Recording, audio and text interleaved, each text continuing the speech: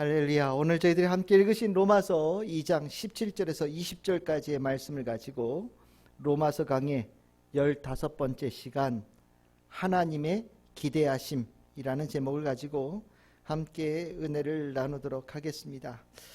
오늘 우리가 지금 계속해서 바울이 모든 사람들이 예수 그리스도 없이는 구원받을 수 없다라는 얘기를 계속해서 진행해 가고 있습니다. 그 가운데 누가 보더라도 저 사람들은 정말 구제불능인 사람이야 라고 보여지는 인생의 삶도 있지요. 불경건하고 불의한 사람들, 이런 사람들은 당연히 하나님의 심판의 대상이 될 거고, 또 더 그래서 예수 그리스도가 필요한 자들이라고 아마 자신들이 아마 삶에서 느껴질 때가 분명히 있을 거라는 생각이 듭니다. 근데 이제 바울은 이렇게 모든 사람들이 예수 그리스도가 꼭 필요합니다 라는 이야기를 전하면서 이제 중요한 하나의 부류의 사람들을 이제 얘기하는데, 이제 그 중에 가장 난제가 바로 이 유대인들입니다. 유대인들은 스스로 하나님의 백성의 그 자부심이 굉장히 강한 사람들이었거든요. 자긍심도 있고, 그게 더 이렇게 너무 확대가 되어지면 교만하다고 얘기할 정도로 아주 이 유대인들은 하나님의 백성이라고 하는 이 자의식으로 아주 똘똘 뭉친 사람들이었어요.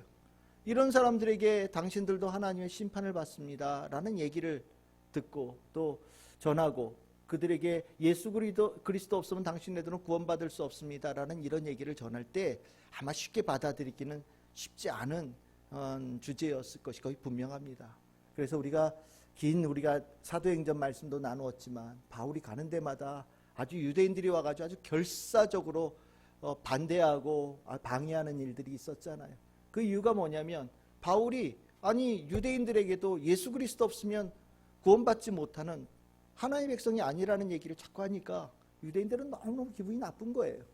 그러면 이 문제를 바울은 이해 못하느냐? 이해하죠. 바울도 유대인 중에 유대인이었거든요. 히브리 사람 중에 히브리 사람이라고 자기가 본인이 아주 강력하게 얘기할 정도로 그 유대인들의 그 하나님 백성의 자부심으로 똘똘 뭉쳐있던 사람이 옛날에 과거에 바울이었습니다. 빌립보서 3장 5절에서 6절에 보시면 바울이 자신에 대해서 이렇게 고백을 해요. 나는 8일 반의 할례를 받고 이스라엘 족속이요 베냐민 지파요 히브리인 중에 히브리인이요 율법으로는 바리새인들이요 열심으로는 교회를 박해하고 율법의 의의로는 흠이 없는 자다라고 얘기를 합니다. 무슨 소리입니까? 누구보다도 유대인이었다라는 얘기를 하는 거예요. 근데 이제 바울은 정말로 자신들은 유대인들은 다 상만 받을 일만 남아있고 하나님께 벌 받을 사람들은 다 이방인들 뿐이다라고 생각을 하고 살았었는데, 예수님을 만나고 난 다음에 예수 그리스도의 은혜를 경험하고 난 다음에 내가 예수님을 잘못 생각하고 있었구나, 또 예수님을 잘못 생각하고 있었다는 이것이 내가 하나님에 대해서 잘못하고 있었던 거구나 라는 것을 깊이 깨닫게 되어지면서 내가 이게 헛똑똑이로 살았었구나, 내가 이 유대인이라고 하는 이것만으로 정말 하나님을 정말 제대로 생각하지 못하고 사랑하지 못하는 삶을 살았구나, 아주 깊이 회개하면서 예수 그리스도가 유대인들에게도 절박하게 필요하다는 것을 깨닫고 정말 열심히 복음을 전했던 사람이 바로 바울이었습니다. 그러면서 지금 이제 본문에 유대인 너희들도 예수 그리스도의 복음이 꼭 필요하다라고 이렇게 강력하게 얘기하는 거예요.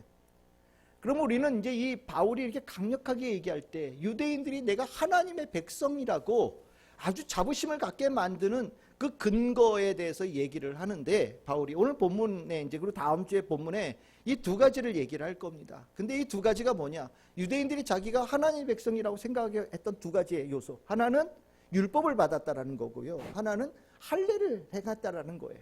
이게 전부 두 가지가 다 뭐와 연관되어져 있냐면 하나님과 언약을 맺은 백성이라는 의미를 가지고 있습니다. 율법이 뭐냐? 하나님과 하나님의 백성 사이에 있는 계약서예요. 그래서 하나님은 내가 너희들이 하나님이 되어줄 테니 너희들은 내 백성다운 모습으로 살아야 된다라고 얘기하면서 율법이라고 하는 계약 조항을 주신 거예요. 너희들 어떻게 지킬 수 있겠냐? 그 계약을 이스라엘 백성들이 요즘 말로 표현하면 사인하고 도장 찍었다라는 거거든요. 그리고 내가 하나님과 언약을 맺었다라는 것을 육신의 분명한 표식으로 남겨야 된다.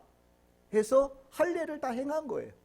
그래서 이 율법과 할례는 하나님과 언약의 관계에서 아주 중요한 표식이고요, 근거고요. 이걸 통하여서 유대인들은 나는 정말 세상이 두 쪽 나도 하나님께서 구원하실 하나님의 백성이라는 아주 강력한 자부심을 가지고 살았던 사람들입니다. 우리가 이 성경을, 신약 성경을 이렇게 읽다 보면 유대인들에 대해서 아주 강력하게 비난하는 모습들이 많이 나오잖아요. 그러면 정말 유대인들이 세상에서 제일 나쁜 사람들이냐? 정말 유대인들은 하나님께서 보시기에 제일 못난 인간들이냐? 실은 그렇다고 생각하신다면 여러분들은 오해입니다. 그렇지 않아요.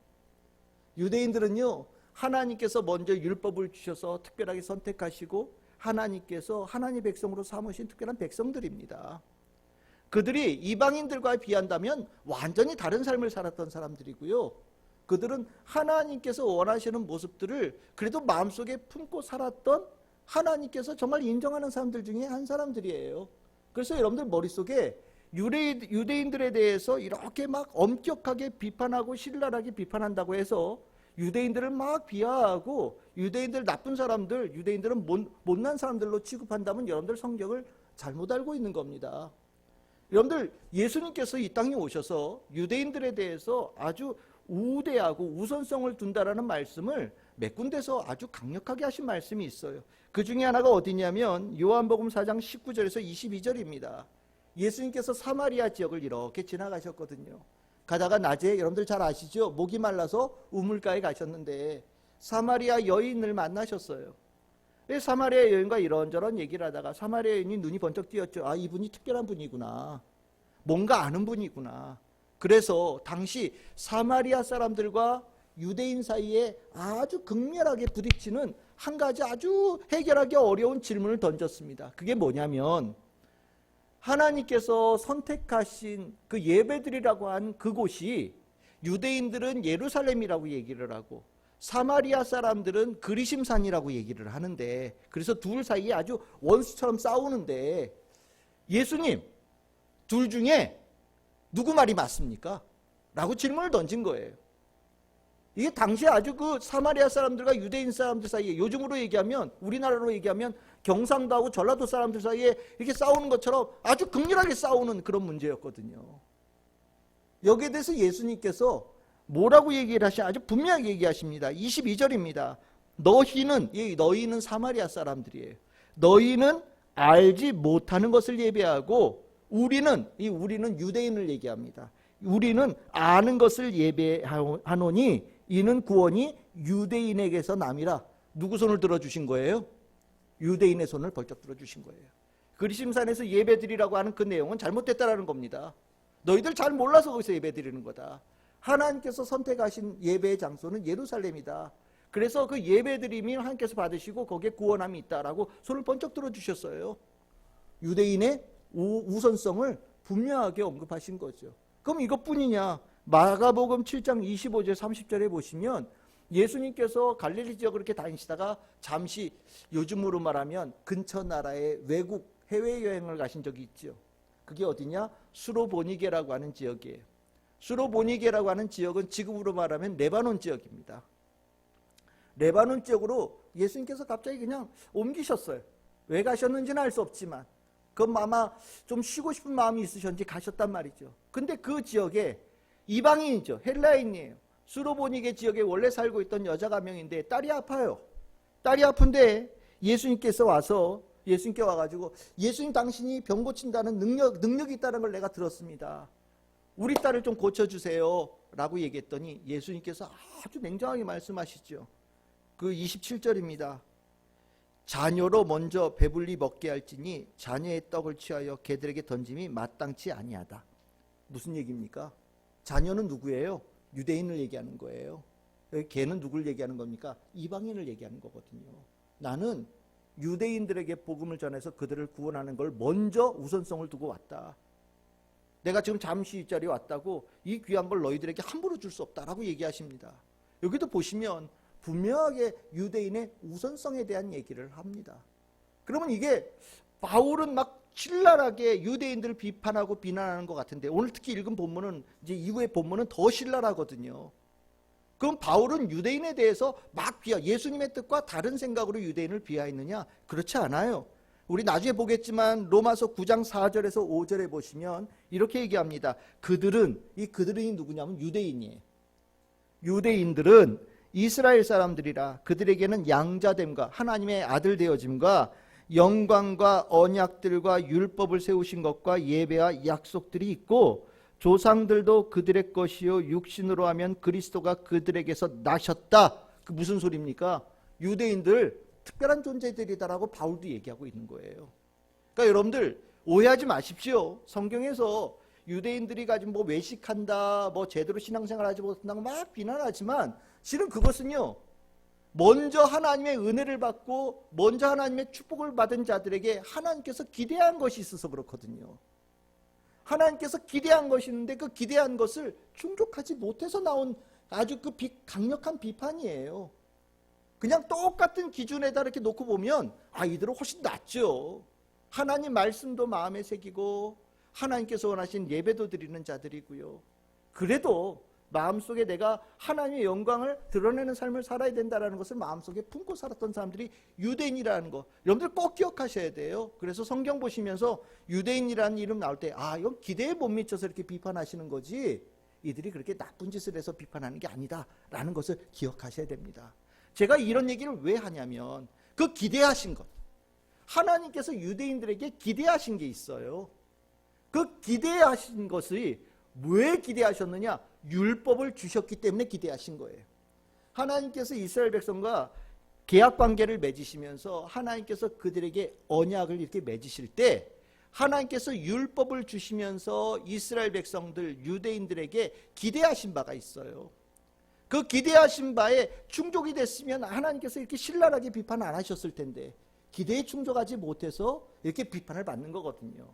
그럼 우리는 나중에 비판받는 거 나중에 얘기를 따로 하고 하나님께서 우리에게 말씀을 주시고 율법을 가르쳐 주실 때 도대체 뭘 기대하고 주시는가?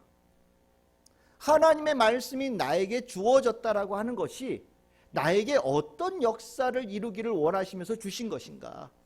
나는 그 하나님의 말씀, 하나님의 율법, 하나님과의 계약 관계를 내가 맺어가면서 신앙생활하면서 정말 나는 하나님께서 원하시는 바를 잘 이뤄내고 있는가라는 것을 오늘 좀 돌아봤으면 좋겠어요.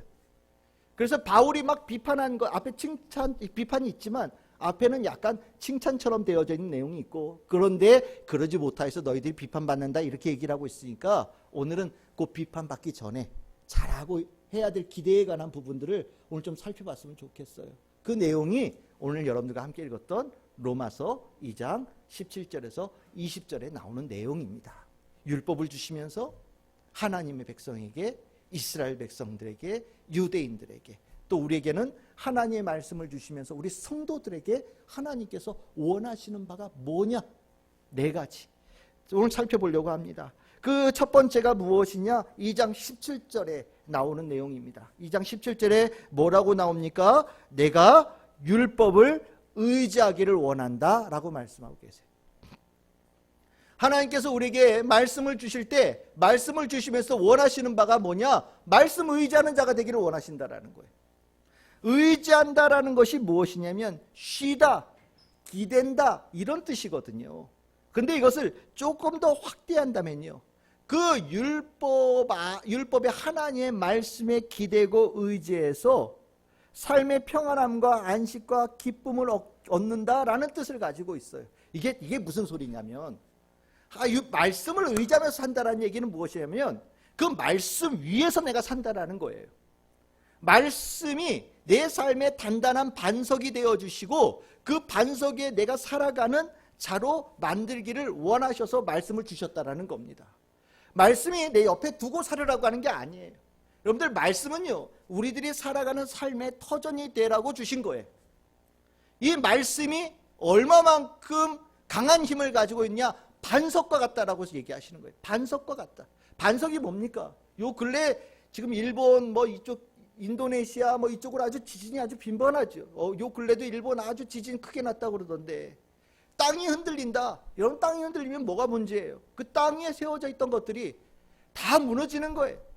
10년에 걸쳐서 세웠던, 30년에 걸쳐 세웠던, 50년에 걸쳐 세웠던 한순간에 땅이 흔들리면 그게 다 무너집니다. 내가 오히려 세웠던 것에 깔려 죽는 일들도 일어나요. 실은 이 땅이 흔들린다라는 거, 내 삶의 기반이 흔들린다라는 것은 정말 살면서 늘 언제나 불안함과 두려움 속에 살게 만드는 요소가 되거든요. 삶을 이 반석 위에 세워지지 않고 흔들리는 기반 위에 살았던 경험을 가진 사람들은 삶이 단단한 반석에 세워져 있다는 게 얼마나 큰 축복인지 여러분들 아실 거라고 저는 생각을 합니다. 이 반석이라는 거 어디서 구할 수 있을까요? 우리는 그 반석을 때에 따라서는 막 돈이 좀 많으면 단단해지지 않을까? 많은 사람들이 많으면 좀 단단해지지 않을까? 내가 뭐 이 정도 살만하면 안정된 것 같은데 라고 생각하는 삶의 뭐 어떤 요소들을 내가 좀 갖춰가면 내가 좀 단단해지지 않을까? 라는 생각들을 해요. 근데 많은 분들이 그런 얘기 하죠. 이제 좀 살만했더니, 이제 좀 살만하다고 생각했더니 뭔가 문제가 일어나는데, 그리고 나서 살만하다라는 생각들이 싹 사라져버리고 그냥 온통 삶이 뒤죽박죽 되어지더라 라는 얘기들을 많이 합니다. 맞아요. 그게 단단한 반석 위에 세워진 삶이 못 돼서 그래요. 하나님께서 이스라엘 백성들에게 율법을 주신 이유가 뭐냐? 다른 사람들에게 없는 율법 위에 살아가는 삶을 주시기 위해서입니다. 그리고 그 율법 위에 살아가는 삶은 반석 위에 세워진 삶이 되게 주께서 주신 축복이라는 거죠. 그래서 예수님께서 하신 비유 여러분들 잘 아시죠? 마태복음 7장 24절에서 27절에 보시면 예수님께서 이 말씀에 따라 행하는 자의 삶을 뭐라고 비유하십니까? 반석 위에 집을 지은 자다 이렇게 얘기를 하십니다. 그리고 이 사람은 비가 내리고 창수가 나고 바람이 불어도 끄떡도 없다라고 얘기하는 거예요. 이게 어디에 있는 사람에게요? 반석 위에. 그 반석이 뭐라고요? 하나님의 말씀 위에. 그런데 말씀 말고 다른 것 위에 삶을 세워가는 사람들은 어떤 사람이냐? 모래 위에 지은 집에 사는 사람과 똑같다라는 겁니다. 하나님의 말씀에 든든한 기반이 아니라 말씀에 대해서 의심을 갖거나 아예 말씀을 모르거나 아니면 뭐 다른 뭐 돈이나 명예나 뭐 어떤 사람과의 관계나 뭐 이런 것을 가지고 삶의 기반을 닦아가겠다고 생각했던 사람들은 자신들이 보기에는 뭐 단단해 보인다고 생각할지 모르지만 이렇게 속에 보면 그 안에가 다 모래여서 이게 언젠가 드러난다라는 거예요. 언제요? 바람이 불고 비가 많이 오고 홍수가 나면 나는 개인적으로 든든하다고 생각이 되어졌는데 그 위에 지었던 집이 그냥 기둥이 흔들려서 뿌리가 흔들려서 휙 떠내려가 버리는 일이 일어난다. 이게 우리의 참 인생의 가장 큰 딜레마거든요. 근데 예수님께서는 이 땅에 오셔서 우리가 가지고 있는 이 딜레마로부터 어려움으로부터 벗어나는 은혜를 주신 거예요. 그게 무엇이냐? 말씀, 복음. 이스라엘 백성들에게는 율법이라고 하는 이 하나님께서 주시는 글, 계명을 통하여서 삶의 기반이 단단하게 되어지는 은혜를 주시고자 축복하셔서 이렇게 하나님 말씀을 이스라엘 백성들에게 주신 것이다. 하나님께서 율법을 주신 이유, 말씀을 주신 이유, 반석 위에 세워지는 것처럼 단단하게 되어지는 삶의 모습을 드러내게 하기 위해서 주신 것이다. 우리는 이 하나님의 목적을 우리는 분명히 누리고 실행하고 전하는 성도들이 되어져야 되는 거예요. 여러분들 어떠십니까? 여러분들의 삶의 기반은 단단하십니까? 반석에 서 계십니까? 하나님의 말씀 위에 여러분들의 삶의 기반을 세우시기를 바랍니다. 그래서 하나님께서 말씀을 주신 거예요. 듣고 그냥 마음에 즐거우라고 주신 거 아니고 그냥 말씀을 듣고 옆에 두라고 주신 거 아니에요. 그 말씀 위에 여러분들의 삶을 세우라고 주신 겁니다. 그 말씀의 목적을 잘 이루어 가시는 우리 성도들이 되시기를 주님의 이름으로 축복합니다. 두 번째로 하나님께서 이스라엘 백성들에게 율법을 주시고 말씀을 주신 이유가 무엇이라고 했냐? 하나님을 자랑하라고 주신 것이다 라고 얘기합니다. 율법을 주신 이유가 무엇이냐? 하나님 자랑하라고 주셨다. 2장 17절에 나오죠. 이 자랑한다라는 것은 무엇이냐면 기뻐하고 축하한다라는 뜻을 가지고 있어요. 여러분들 기뻐하고 정말 기쁜 일이 생겼어요. 그럼 뭐 어디가 제일 근지럽습니까? 입이 근질근질하죠. 입이 근질근질. 이 입이 가려움증이 걸린 것처럼 자꾸 벌어져요. 그래서 저 가끔 가다 보면 막 그 자랑하고 싶은데 자랑할 사람이 없는 사람들 보면 괜히 모르는 사람한테 가서도 아유 제가 좋은 일이 있는데 뭐 우리 애가 뭐 이렇게 잘 됐어요.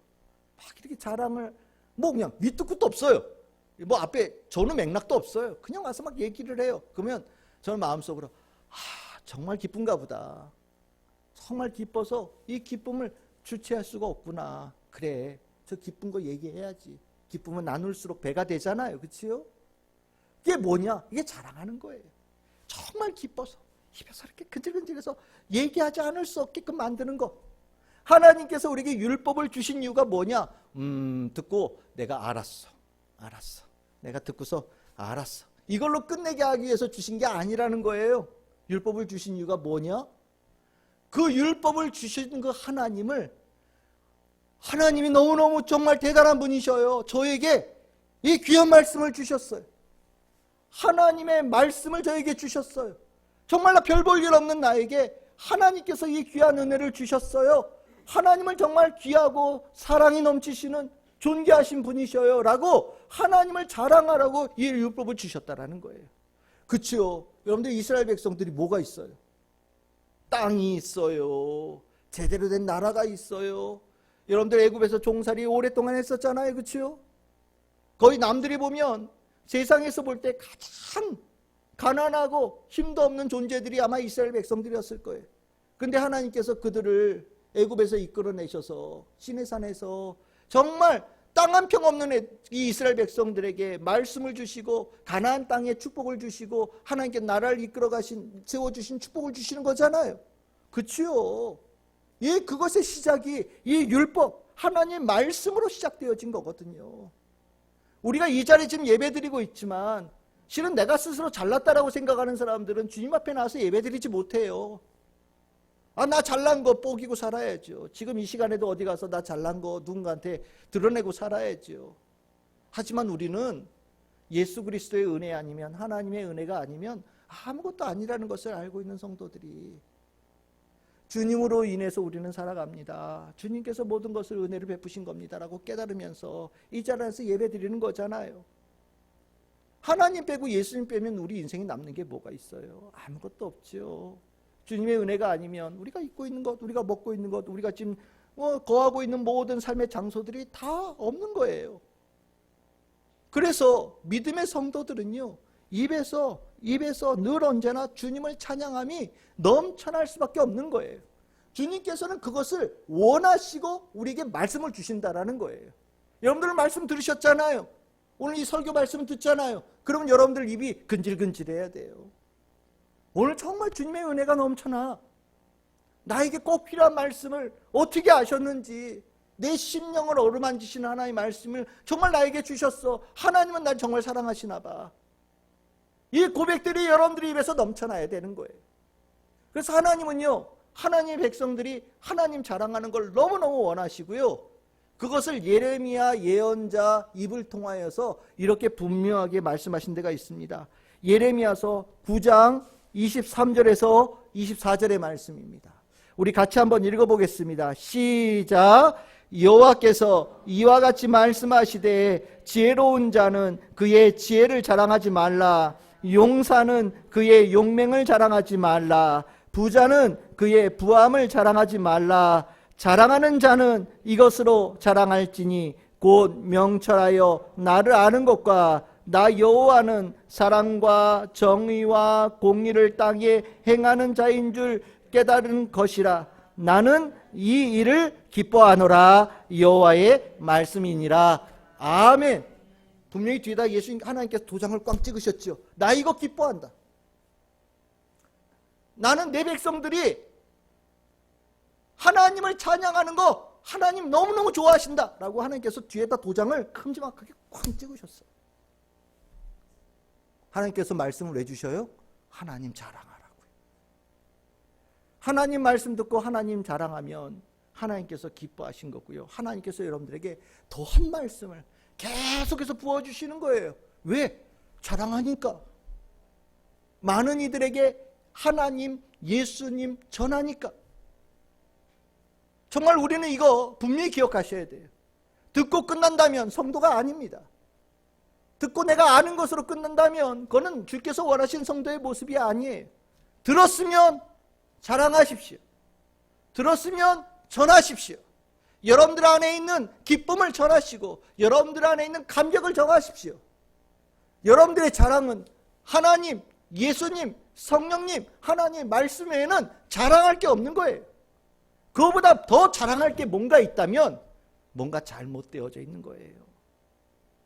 그래서 바울은요, 얼마나 많은 일을 하고 얼마나 똑똑하고 얼마나 많은 결실을 맺었던 사람입니까? 하지만 그의 자랑은 딱 한 가지다. 갈라디아서 6장 14절에 이렇게 얘기합니다. 내게는 우리 주 예수 그리스도의 십자가 외에 결코 자랑할 것이 없다. 예수님밖에 없다는 거예요. 나 자랑은 내 죄를 사하여 주신 예수님밖에 없다. 이게 바울의 아주 진심 가득한 고백이에요. 저는 우리 참 즐거운 게 모든 성도들이 이런 성도들, 하나님 말씀 받아서 이렇게 살아간 성도들 다 될 수 있기를 소망합니다. 세 번째로 하나님께서 우리에게 왜 말씀을 주셨냐? 세 번째 이유는 율법의 교훈을 받아서 하나님의 뜻을 알고 지극히 선한 것을 분간하게 하시기 위해서 주셨다라고 얘기합니다. 로마서 2장 18절에 나오는 말씀이에요. 여러분들이 하나님의 말씀, 하나님의 뜻 이거 아는 거 굉장히 중요합니다. 실은 이스라엘 백성들, 유대인들이요, 성경을 읽으면서 가장 눈여겨보면서 성경을 읽는 포인트가 뭐냐면 이 말씀 속에 하나님의 뜻이 무엇인가를 깨닫는 것을 아주 중요한 포인트로 생각해요. 여러분들도 성경 읽으시면서 그냥 이게 이렇게 아브라함의 아버지 이름은 이거였네, 아브라함의 아들의 이름은 이거였네, 뭐 예수님께서 이 일을 행하신 지명이 뭐 어디였네, 이런 지식으로 성경을 읽지 마십시오. 지식으로 성경을 읽으면 그 지식이 별로 그렇게 쓸모가 생각보다 없어요. 정말 중요한 것은 무엇이냐면 주님께서 오늘 이 말씀을 내 눈에 읽게 하시고 내 마음에 새기시게 하신 이유가 무엇인가? 하나님께서 오늘 이 말씀을 통하여서 내 삶을 어떻게 나아가기를 원하시길래 이 말씀을 주셨는가라고 느끼고 깨닫기 위해서 성경을 읽어야 되는 겁니다. 그렇게 성경을 읽을 때 성경의 말씀이 꿀송이처럼 더 달다라는 얘기가 나오는 거예요. 우리가 이 하나님의 뜻을 깨닫는다라고 하는 것은 아무에게나 주어지지 않지요. 실은 하나님의 뜻을 안다? 이거 대단한 겁니다. 신의 영역을 내가 들어갔다 나왔다 한다는 얘기니까 이 대단한 거 아니겠습니까? 그런데 하나님께서는요, 하나님의 뜻을 아는 아주 중요한 문을 활짝 열어주신 영역인데 그게 무엇이냐? 하나님의 말씀, 이 율법이라는 거예요. 우리가 가지는 성경이라는 겁니다. 하나님은 정말 저 위에 계시잖아요. 그렇죠? 하나님께서 우리에게 자신의 모습을 드러내시는 것이 우리에게는 우리의 눈으로 보이지 않지요. 하나님께서 우리에게 자신을 나타내지 않으십니다. 계시하신다라는 얘기하죠. 계시하지 않으셔요. 그런데 하나님의 백성들에게는 하나님께서 계시하시는 문이 주어졌다라는 거예요. 여러분들에게 다 문이 있어요. 그게 뭐냐면 성경이라는 거예요. 성경의 말씀 속에서 하나님께서 역사하신다라는 겁니다. 여러분들이 있는 이 성경은요, 단순한 글이 아니죠. 우리가 이 성경의 말씀을 읽을 때 이 말씀 하나가 능력이 있어서 이 말씀이 여러분들에게 하나님의 능력, 품성, 계획, 뜻 모든 것을 나타내시는 놀라운 창문의 역할을 한다라는 거예요.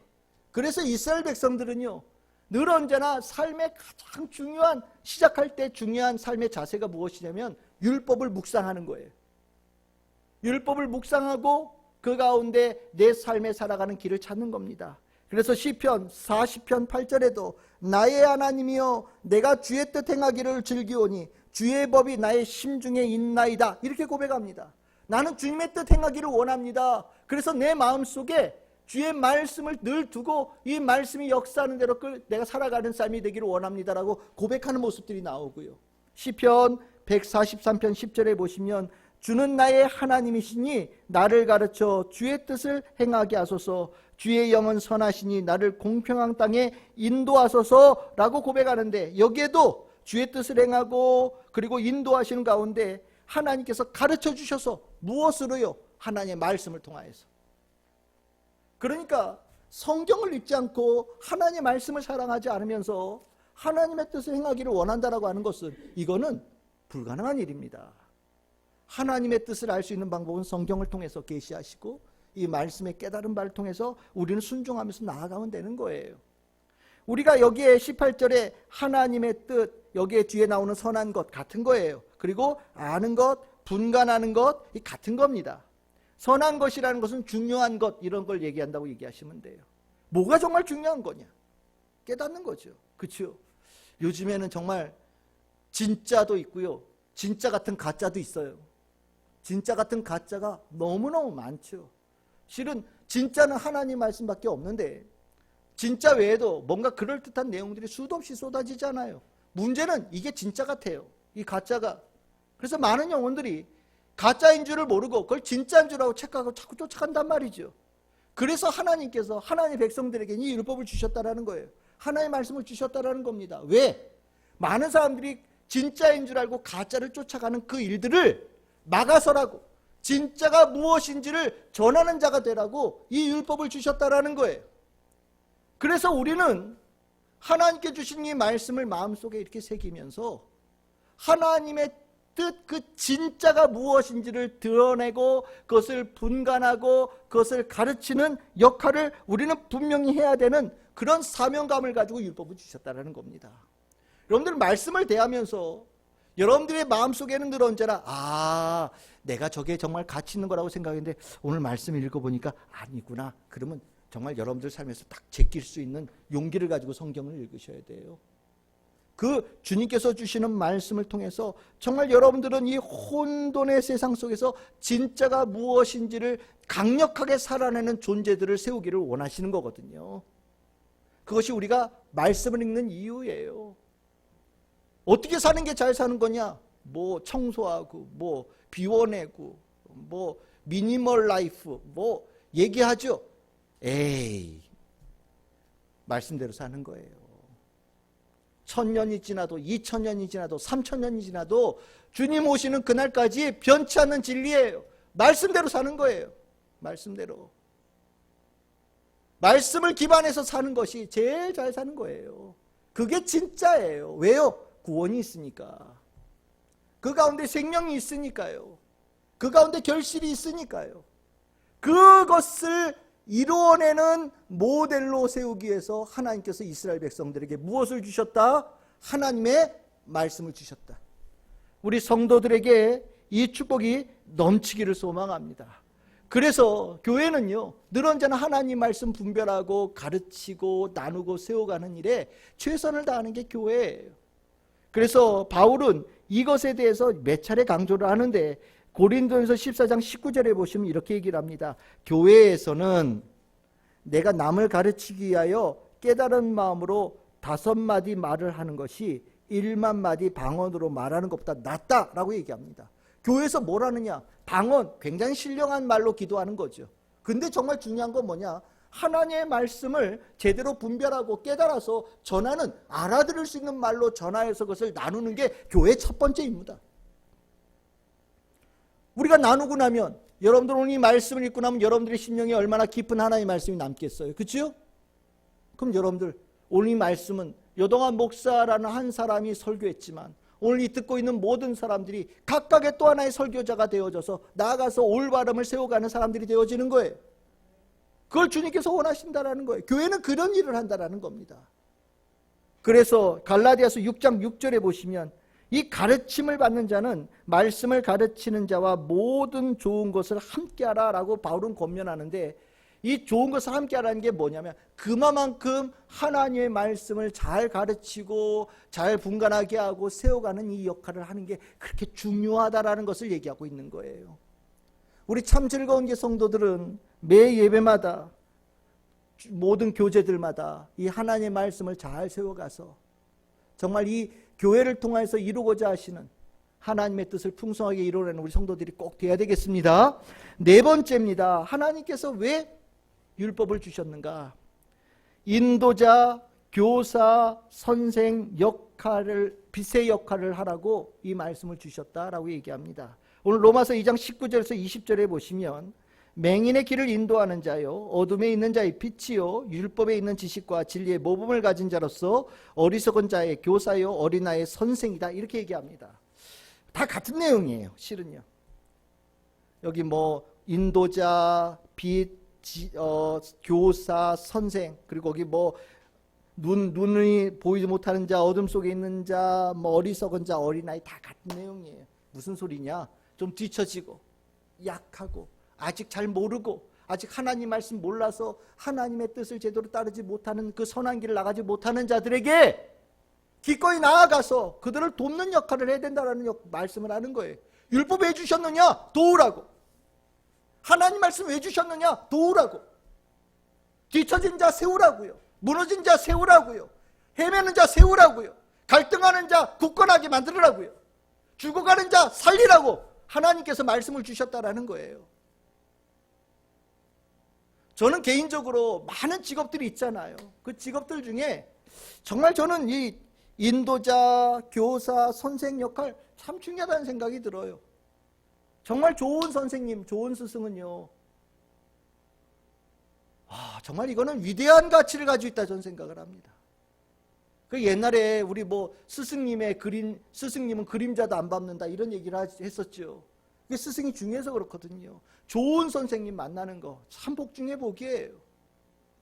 요즘에는 스승에 대한 이 부분이 직업이 되어서 돈벌이의 수단이 되다 보니까 선생 역할을 하는 걸로 끝내고 그 시간에 주어진 8시간 동안 선생 역할하고 나머지는 이제 내팽겨치는 일들이 생기다 보니까 요즘에 참 선생 같은 선생님, 스승 같은 스승을 잘 많이 못 본다 이런 안타까움이 있죠. 왜 그러냐면 선생님이 돈을 많이 못 벌거든요. 그러니까 돈 많이 버는 길로 자꾸 가는 거예요. 근데 저는 개인적으로 돈은 좀 못 벌어도 이 참된 스승, 참된 선생의 역할을 하기 위해서 남을 돕고 남을 세우기 위해서 헌신하는 자의 이 삶의 결단은 저는 진짜 100번 존중받아도 마땅하다고 저는 생각을 합니다. 이게 귀한 거거든요. 근데 이 귀한 거를 누구에게 맡기셨다고요? 하나님의 백성에게, 유대인들에게 무엇을 주시면서요? 말씀을 주시면서 맡겼다라는 거예요. 여러분들 이스라엘 백성도 아까 말씀드렸잖아요. 뭐 있는 사람들이에요? 아무것도 없는 사람들이에요. 지금 시내산 오기 전에 저 애굽에서 뭐 했냐? 종살이 했던 사람들이에요. 종살이가 뭡니까? 제일 뒤에 있는 사람들이에요. 제일 별 볼 일 없는 사람들이에요. 때에 따라서는 인간 대접도 못 받는 사람들이 바로 이스라엘 백성들이었어요. 그런데 이들이 제일 앞에 있는 자로 바뀌었습니다. 누군가를 이끌고 누군가를 돕고 누군가를 세우는 자로 완전히 바뀌었어요. 무엇 때문에요? 하나님의 말씀 하나로. 하나님의 말씀 하나가 제일 뒤에 있는 자가 제일 앞에 있는 자로, 가장 힘없는 자가 누군가를 기꺼이 돕고 세우는 자로 완전히 바꿔놓는 역사를 이뤄냈다라는 겁니다. 하나님께서 우리에게 말씀을 주실 때 그 말씀을 주시는 이유가 바로 이거예요. 별 볼 일 없는 사람도 하나님 말씀 받으면 별 볼 일 있는 사람이 되는 거예요. 가치 있는 자의 삶이 되는 거예요. 그래서 이 귀한 말씀을 하나님께서는 하나님께서 사랑하는 자에게 주시는 겁니다. 그리고 너희들은 빛이 되어야 된다. 누군가를 이끌어가는 인도자가 되어져야 된다. 누구를 살리는 자가 되어야 된다라고 말씀하시는 거예요. 하나님께서 이 역할을 하나님의 백성에게 얼마나 원하시는가. 이사야서의 말씀에 곳곳에 등장을 하는데 이사야서 42장 6절에서 7절에 보시면 이렇게 얘기합니다. 나 여호와가 의로 너를 불렀은즉, 이 너는 하나님의 백성입니다. 내가 내 손을 잡아 너를 보호하며 너를 세워 백성의 언약과 이방의 빛이 되게 하리니 내가 눈먼 자들의 눈을 밝히며 갇힌 자를 감옥에서 이끌어내며 흑암에 앉은 자를 감방에서 나오게 하리라. 이사야서 49장 6절에는 이렇게 말씀하십니다. 그가 이르시되 내가 나의 종이 되어 야곱의 지파들을 일으키며 이스라엘 중에 보존된 자를 돌아오게 할 것은 매우 쉬운 일이라. 또 내가 너를 이방의 빛으로 삼아 나의 구원을 베풀어서 땅끝까지 이르게 하리라. 아멘. 주께서 말씀을 주시고 율법을 주셔서 이스라엘 백성을 하나님의 백성을 삼으신 다음에 하나님께서 이들에게 원하시는 바는 분명한 거예요. 이방인의 빛이 되어지고 구원의 문이 되어지고 구원받지 못한 자에게 구원의 은혜를 전하는 자가 되어져야 된다. 다른 것 아니에요. 하나님 말씀 하나 받아서 일어나는 변화입니다. 오늘 우리에게 주신 이 말씀은요, 그런 의미를 가지고 있는 거예요. 여러분들에게 있는 성경의 말씀은 여러분들의 삶의 모든 역할을 근본적으로 바꾸는 말씀이에요. 내가 해야 될 일을 바꾸고 나의 자격을 바꾸고 나의 삶의 목표를 바꾸고 내가 해야 될 사명을 완전히 바꾸어 놓는, 근원적으로 나를 완전히 업그레이드 시키는 것이 하나님께서 은혜로 주신 이 말씀이라는 거죠. 그래서 이 말씀을 사모하는 자는 정말 하나님께서 계획하신 모든 것을 이루어내시는 축복의 축복을 받는 겁니다. 오늘 저는 여러분들과 함께 이 로마서 2장 17절에서 20절, 물론 이게 유대인들에 대해서 비판을 가하는 본문 가운데 나오는 말씀이지만 그 가운데 하나님께서 유대인들에게 말씀을 율법을 주셔서 원하시는 것이 무엇이는가 라는 부분을 오늘 좀 이렇게 잘라서 은혜를 따로 나누었어요. 저는 개인적으로 하나님께서 우리에게 은혜를 베푸시면서 기대하는 바는 그때나 지금이나 전혀 변함이 없다고 저는 생각을 합니다.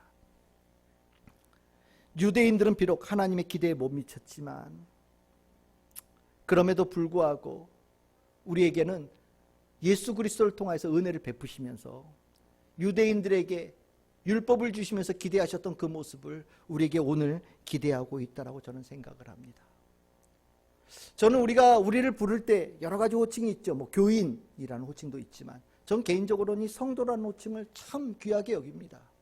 물론 이름에 성도, 거룩한 무리라는 뜻이죠. 성도, 얼마나 참 귀한 깊이가 있는 단어예요.